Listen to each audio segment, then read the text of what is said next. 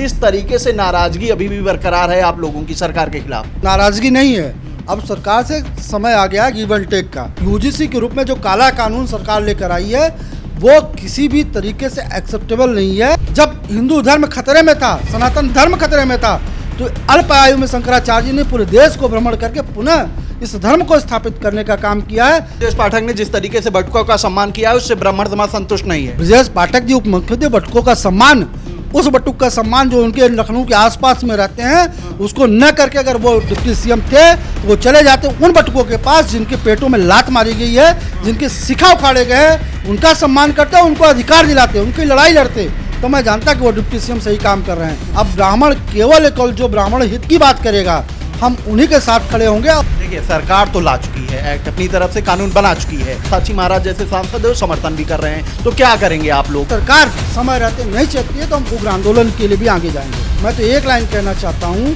कि तिलक, तराजू और तलवार इनको हल्के में न ले सरकार।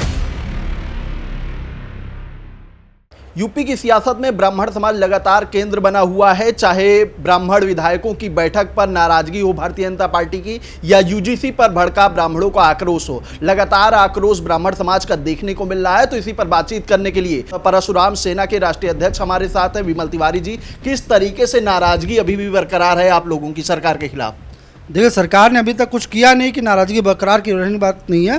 सरकार ने तो हम लोगों को दोष एकदम ये साबित कर दिया है कि जो सवर्ण समाज, जो ब्राह्मण समाज है वो क्रिमिनल है।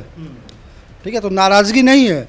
अब सरकार से समय आ गया गिव एंड टेक का, कि अगर आपके पिटारे में, आपके कानून में, आपका जो मेमोरेंडम है, अगर उसमें सवर्ण समाज नहीं है, उसमें ब्राह्मण समाज नहीं है, तो ब्राह्मण समाज, सवर्ण समाज आपके साथ भी नहीं होगा।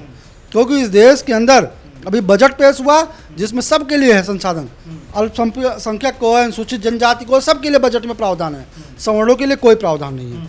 और यूजीसी के रूप में जो काला कानून सरकार लेकर आई है वो किसी भी तरीके से एक्सेप्टेबल नहीं है। मैं तो एक लाइन कहना चाहता हूँ कि तिलक, तराजू और तलवार इनको हल्के में न ले सरकार, और इनके साथ अत्याचार करना बंद करे। लेकिन यूजीसी वाला मामला तो अभी कोर्ट में चल रहा है ना, अभी तो सुनवाई होनी है, उसके बाद फैसला आएगा क्या होना है क्या नहीं। कोर्ट में मामला चल रहा है, कोर्ट में मामला, पक्ष और विपक्ष कोर्ट में गए थे, उससे मामला चल रहा। सरकार के उसमें कदम नहीं है कि सरकार उसको कोर्ट में लेकर गई है। कोर्ट में लेकर तो हम गए हैं, जिसमें हमें उसमें रेमेडी मिली है कि उसमें स्टे लगा हुआ है। सरकार ने उसको वापस थोड़ी लिया है कि सरकार ने कोर्ट में एफिडेविट दे दिया कि नहीं भैया ये वापस ले रहे हैं, इसको सुधार करके दोबारा लेकर आएंगे। यूजीसी रेगुलेशन एक्ट 2012 में भी था, जिसमें यह था कि अगर कोई भी गलत शिकायत करता तो उसके खिलाफ भी सजा का प्रावधान होगा। लेकिन ये ऐसा काला कानून लेकर आया कि जहाँ पे केवल और केवल सवर्ण समाज जो है वो शोषण करने वाला मान लिया गया है, बाकी इस देश की SC, ST, OBC जो जातियाँ हैं उनके खिलाफ शोषण किया जाता है, ये मान लिया गया है। तो इस देश के अंदर सवर्णों ने इस देश की आज़ादी, जिस संविधान की कसम खा रहे हैं, चाहे सरकार के लोग हो चाहे विपक्ष के लोग, विपक्ष के लोग भी संविधान की प्रतियां लेके घूम रहे हैं और सरकार भी संविधान की कसमें खा रहा है कि इस देश में संविधान तभी बना है जब इस देश के सवर्णों ने अपनी बलिदान दिया है, अपने प्राण न्यौछावर किया, तब जाके संविधान मिला इस देश को। तो मतलब मान रहे हैं कि सरकार गलत की है आप लोगों के साथ? बिल्कुल गलत नहीं कि सरकार ने अंधेपन का वो दिखाया है कि उसने देखा ही नहीं एक वर्ग को और एक ऐसा काला कानून लेकर चली आई है। आप कह रहे हैं आपको देखेगी नहीं, जबकि भारतीय जनता पार्टी के कोर वोटर कहे जाते हैं सवर्ण, उन्हीं के बल पे ये सरकार बनती है, तो काहे नाइंसाफी करेगी? तो ये तो हम भी कह रहे हैं ना कि ये तो वही हो गया कि जिस डाल पे बैठे उसी डाल को काट रहे हैं। हमने इस सरकार बनाने के लिए, देखिए ब्राह्मण जो होता है वो जिस करवट बैठता है सरकार वही बैठती है, तो आज उन्हीं के खिलाफ इनकी राजनीति हो रही है।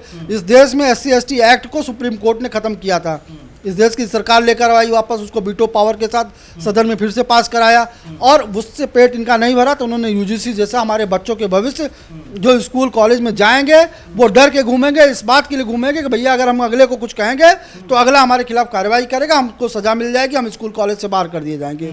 तो ये इस देश के अंदर जो अंग्रेजों ने नहीं काम किया था वो काम इस देश की सरकार कर रही है। देखिए, सरकार तो ला चुकी है, एक्ट अपनी तरफ से कानून बना चुकी है, साची महाराज जैसे सांसद है समर्थन भी कर रहे हैं, तो क्या करेंगे आप लोग? हम लोग उग्र आंदोलन करेंगे। हम लोग वो वंशज हैं कि जो सरकार अगर लेकर आई तो सरकार अस्थायी नहीं होती है, सरकार भी बदलती है, और हमारे पास वोट का अधिकार है।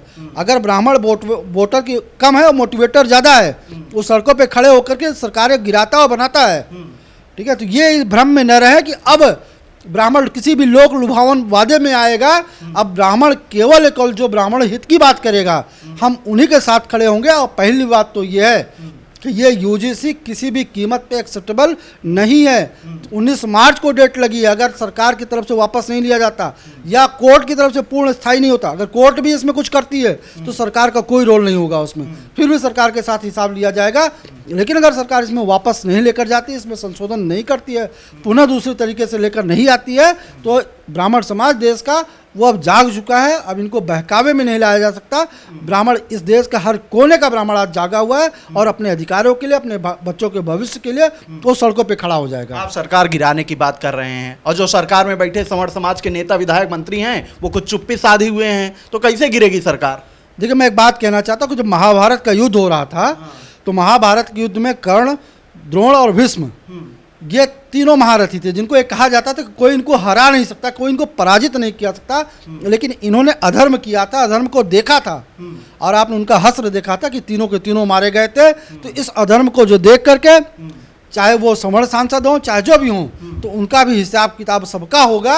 अगर आप अन्याय का साथ देंगे, अगर आप आज ब्राह्मणों का चीरहरण आप देख रहे हैं, सवर्णों का चीरहरण देख रहे हैं, तो कल आपका हश्र महाभारत के युद्ध के मैदान के जैसा ही होगा। मतलब परशुराम सेना पूरी तरीके से मुखर है भारतीय जनता पार्टी? नहीं, बिल्कुल। मैं एक चीज़ आपको बता दूं कि मैं इस देश की किसी राजनीतिक पार्टी का समर्थन या विरोध नहीं हूं। मेरा विरोध इस देश की सरकार से है। सरकार ये काला कानून लेकर आई है, सरकार को ब्राह्मण दिखाई नहीं देता, सरकार को ब्राह्मणों की शिखा पकड़ करके बच्चों को, बटुकों को, वेद पाठी बच्चों को, जिनको भगवान का दर्जा रूप माना जाता है, उनको पकड़ करके घसीट करके उनके छाती पे लात, उनके पेटों पे लात मारी जाती है, जिनकी आंत डैमेज हो गई, कई महीने तक अस्पताल में भर्ती रहे। उन पुलिस वालों के खिलाफ, उन प्रशासन वालों के खिलाफ इस सरकार ने एक कार्रवाई नहीं करी है। तो हम इस बात के खिलाफ हैं कि आप एक तरफ देश के अंदर काला कानून लेकर आते हो, एक तरफ ब्राह्मण बटुकों, वेद पाठी बटुकों को, जो आप इस देश की वो सरकार है जो राम को लाए हैं गाना गाती थी, जो हिंदुत्व का गाना गाती थी। अरे आप उन बटुकों के ऊपर अत्याचार कर रहे हो कि जिन शंकराचार्य के बारे में अगर कहा जाए तो शंकराचार्य भगवान शिव का अवतार होते हैं। और इस देश में जब हिंदू धर्म खतरे में था, सनातन धर्म खतरे में था, तो अल्प आयु में शंकराचार्य जी ने पूरे देश को भ्रमण करके पुनः इस धर्म को स्थापित करने का काम किया है। आज उन्हीं ब्राह्मण समाज को, आज उन्हीं बटुकों के साथ इस तरह से अपमानित करने का कार्य। आप कह रहे हैं बटुकों का अपमान हो रहा है। ब्रजेश पाठक उप मुख्यमंत्री हैं भाजपा सरकार में, उत्तर प्रदेश की सरकार में, वो बटुकों का सम्मान कर रहे हैं, तो कहाँ से अपमान हुआ? ब्रजेश पाठक जी उप मुख्यमंत्री, बटुकों का सम्मान, उस बटुक का सम्मान जो उनके लखनऊ के आसपास में रहते हैं, उसको न करके अगर वो डिप्टी सीएम थे तो वो चले जाते उन बटुकों के पास जिनके पेटों में लात मारी गई है, जिनके शिखा उखाड़े गए हैं, उनका सम्मान करते, उनको अधिकार दिलाते, उनकी लड़ाई लड़ते। तो मैं जानता कि वो डिप्टी सीएम सही काम कर रहे हैं। आप जो ये रील और रियल में फर्क होता है, जो आप रीलबाजी कर रहे हो कि बटुकों को बैठा करके सम्मान कर रहे हो, तो वो काम करना बंद करो। नहीं तो रियल जो काम है कि जिन बटुकों के शिखा उखाड़ा गया है, जिन बटुकों की छाती पे लात मारे गए हैं, उनको न्याय दिलाने का काम करो। उन अधिकारियों को, उन सिपाहियों को, उन प्रशासन के अधिकारियों को सजा दिलाने का काम करो, तब आप समझ में आता है। इस तरह से ब्रजेश पाठक ने जिस तरीके से बटुकों का सम्मान किया है उससे ब्राह्मण समाज संतुष्ट नहीं है। भाई उन्होंने तो स्टेज पे आकर दिया पाप लगेगा, ठीक है, तो फिर इस देश का संविधान का है का? आपको डिप्टी सीएम क्यों, आप चीफ मिनिस्टर क्यों, आप सत्ता और शासन क्यों, आप स्वास्थ्य मंत्री क्यों? भाई आपके पास अधिकार है, तो अगर आपके पास अधिकार है तो आप जाइए अपने शासन से, अपने सत्ता से लड़िए। आप ये कहिए कि इन बटुकों के साथ जो अपमान हुआ है, इनको मारने पीटने का काम किया है, जिन्होंने किया उनको कठोर कार्रवाई करवाइए, दिलवाइए उनको, आपका तो शासन है। लेकिन ये दिखावे की राजनीति अब ब्राह्मण समाज किसी भी कीमत में बर्दाश्त नहीं करेगा। परशुराम सेना का अगला कदम क्या है, क्योंकि आप मुखर दिखाई दे रहे हैं लगातार? आगामी 8 मार्च को इको गार्डन में अभी हम शांतिपूर्ण तरीके से, संस्कारित तरीके से हम अपनी मांग रख रहे हैं। हमारी जो प्रमुख मांग है, जिसमें यूजीसी जो रेगुलेशन एक्ट 2026 है उसको सशर्त व पूरी बिना शर्त के वापस किया जाए। दूसरी हमारी मांग है बीपा, ब्राह्मण आइडेंटिटी प्रोटेक्शन एक्ट।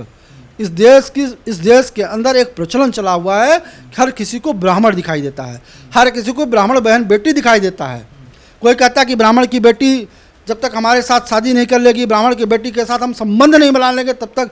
तो इस तरह की बातें जो हो रही हैं, इन बातों के लिए कानून बनाया जाए, इस देश के ब्राह्मणों को सुरक्षा प्रदान की जाए, जिसके लिए बीपा का कानून, सवर्ण आयोग, जब इस देश में सबके लिए आयोग बना है तो सवर्णों का भी आयोग होना चाहिए। इस तरह से हमारे विभिन्न मांगे हैं जिसको लिए हम लोग प्रदर्शन करेंगे और अगर सरकार समय रहते नहीं चाहती है तो हम उग्र आंदोलन के लिए भी आगे जाएंगे। ठीक है, परशुराम सेना के राष्ट्रीय अध्यक्ष विमल तिवारी जी थे हमारे साथ, जिनका साफ तौर पर कहना है कि इनकी जो मांगे हैं अगर वो आने वाले दिनों में नहीं पूरी होती हैं तो ये उग्र आंदोलन के साथ सड़कों पर उतरेंगे। फिलहाल आज की इस बातचीत में इतना ही। ऐसी खबरों को आपके बीच में लेकर आते रहेंगे, तब तक देखते रहिए खबर चौक। कैमरा पर्सन अभिजीत के साथ अमन सिंह वत्स, Lucknow. This video is sponsored by Ram Group of Companies, co-sponsored by Nature House and Bhaiya Ji Silver Coated Ilaichi.